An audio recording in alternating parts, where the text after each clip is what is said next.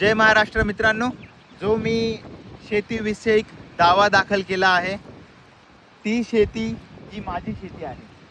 पण ही शेती नेमकी आहे कुठे?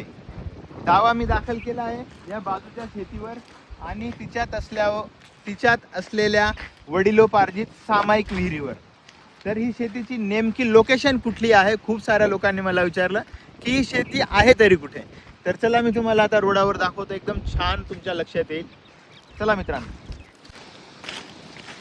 विहिरीत मोटार, जलपरी वगैरे आणि सगळे अप टू डेट पाईपलाईन सकट सगळं काही आहे.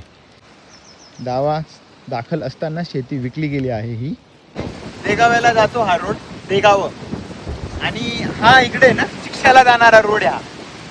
चिक्षाला जाणारा रोड आहे. ही माझी शेती आहे आणि ही विहीर आणि शेती तिच्याचा मी दावा दाखल केला आहे.